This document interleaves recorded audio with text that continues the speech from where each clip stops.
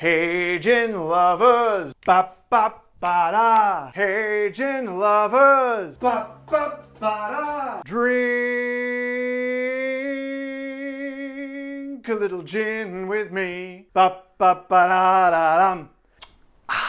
No nonsense gin drinking. All gin, no nonsense. Hello gin lovers, welcome back. I'm Bobby Freeman, and today, my friends, strap yourselves in because so many people have been suggesting this gin to me, and for whatever reason I haven't got round to it yet, so I'm sorry about that, but better late than never, my friends, because it is here now. Ladies and gentlemen, please let me introduce you to No 3 London Dry Gin. And before we go on, just take a second to just appreciate and envelop the beauty of that bottle, because that is a thing of beauty, my friends. I'd seen pictures of this on the internet, and I didn't realise that's an actual key on that. Well, I don't know if it's an actual key, I don't know if it opens anything, but it's a 3D key embossed into the actual bottle. It just looks absolutely awesome, so I'm tremendously excited to try it for you today. So then, it's seduced me with its beauty so far, but as we know, beauty is only skin deep. So let's look a little bit past this rather beautiful exterior. And I do happen to know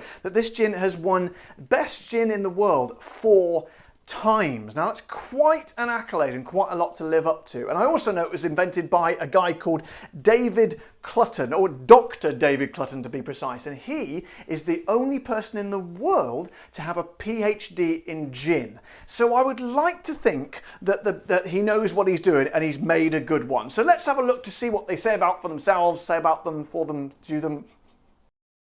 Say about themselves on the website, shall we? It took Berry Brothers and Rudd, who are apparently London's oldest wine and spirit merchant, who were established in 1698, and a team of spirit specialists 730 days to painstakingly refine and create the world's best gin. We strive for perfection in every detail. To meet our exacting standards, we choose a unique 100-year-old brick-encased copper pot still in Holland, the home of gin. Ooh, that means I get to do my Dutch accent now, which is actually, I have to confess, not very good. So I'll just do this last sentence in it so as not to subject you to an absolute barrage of terrible Dutch accents. This allows us to achieve a pure and clean spirit and creates a perfect balance of juniper, citrus and spice.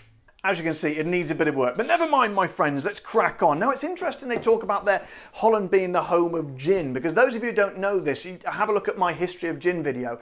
Gin actually originated in Holland. It was called Genevieve. I thought it was called Geneva before, but I think it's actually pronounced Genevieve. And it's basically something that the Dutch soldiers would drink before they went into battle, because in those days everyone loved a battle. They weren't happy unless they were hacking each other to death. And obviously it was pretty scary going into the battle. So they thought to themselves, well, you know, why not have a little bit of a drink, you know? And hence the phrase Dutch courage. So that's why they talk about gin being the home of Dutch. What?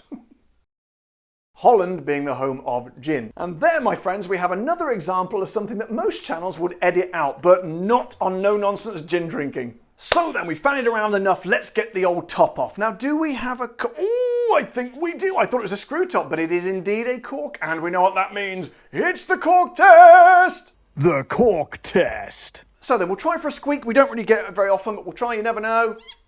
Oh, listen to that! A harmonious squeak. Excellent. The squeak's a very rare occurrence these days, so I'm very happy with that. So, go for the full pull. Oh! Did you hear that? A thunderous pork sound. A pork sound? It wasn't any pork sound. It was a cork sound, and it was quite literally a thunderous one. That is possibly the greatest. Not only is it's another thing, another Adelaide. Oh God. Another accolade to add to their list of achievements. They not only have they won the world's best gin 4 times, they have now, I believe, and I'm sure they'd be thrilled at this, also won the best cork sound. So it's a very good start, but let's move on to the old sniff test, shall we? Get some in the bottle. It's a beautiful clean pour today. I'm getting very good at this. I very rarely spit the drops. So get the old snitcher in there. 1 second. Oh, Right, straight away, I didn't tell you before, this is actually a very strong gin. This is no messing about. It's 46% ABV. Now that, my friends, is not for the faint-hearted. You can smell that straight away in the aromas. It really sort of slithers the old hand up there, grabs the hold of the old nasal passage and gives it a damn good yank. But apart from that, it's quite subtle because the list of botanicals is not extensive. It's rather a simple gin. Old Dr. David Clutton said he wanted to keep it quite simple, and all we've got is grapefruit peel, orange peel, coriander, cardamom, juniper, obviously, and angelica root. So it is a fairly simple gin there. So let's not mess around any longer. Let's marry it up with my friend the tonic. Throw that over there. And how much have we got in there? Let's just do a little bit like that. It is going to be a strong gin, this, but I believe I can take it. You know, I'm used to drinking gin. I drink it all the time. I also gabble sometimes when I should be tasting the gin. So my friends, here we go. Number 3, London Dry Gin. I don't know why I slipped into Scottish there, but here we go. Cheers.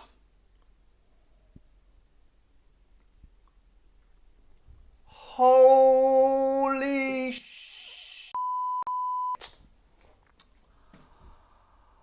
Wow. That, my friends, that, I'm going to have to have another go here.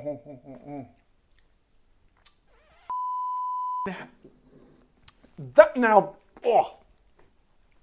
Now, even for me, that was a long time when no actual words came out apart from expletives and just noises. But honestly, my friends, my esteemed gin lovers, subscribers, and whoever else you are, this, I can see why people were recommending it to me in their droves, because good Lord, I think that could possibly be one of the best I've ever tasted. One thing I always talk about is balancing flavours, okay, and good Lord. They said they took 730 days trying different sort of combinations of these botanicals, and my goodness, it shows, because it's like you get this sense of it's just being honed to just scientific degrees to get those flavours just lined up in the perfect order. It is beautifully and citrus forward. I always like a citrus gin. I think my favourite gins are always going to be citrus gins, but this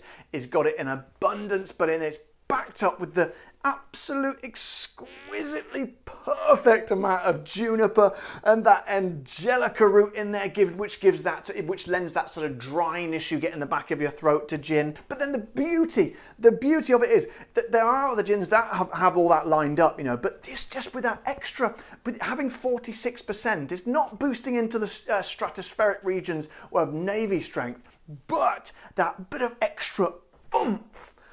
Oh, I love it. You know what, if someone said to me there's one, you only drinking this gin for the rest of your life, you're going to be locked in a room, but you're going to have an infinite supply of this, I would be prancing straight into that room and insisting they lock the door behind me.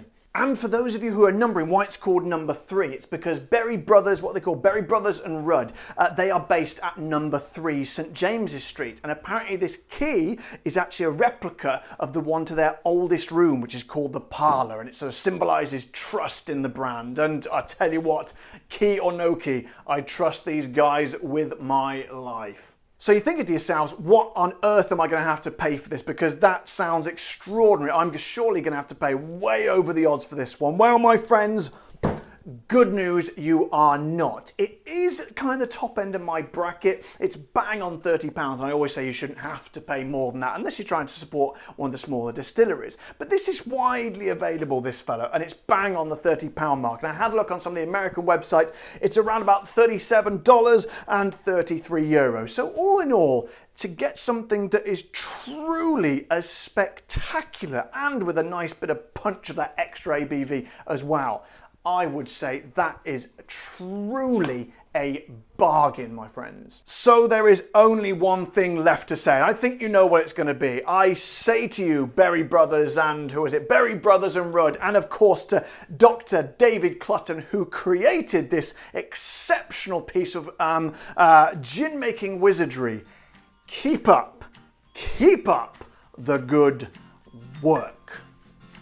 So my friends, what a video today. I've just loved it. This is why I love doing this channel. It's a never ending sort of conveyor belt of just exploring and trying new wonderful gins. And I just love it. And I really hope that you love watching it too. So if you do, don't forget, as always, subscribe to my channel for more of this sort of stuff. Press the like button on the video and the bell icon so you get notified when all my new videos come out. And of course, if you want to support my show, then please head over to my Patreon page as well. But until next time, guys, you know the drill. Take care, stay safe. Thank you to all my patrons, and of course, keep drinking the gin.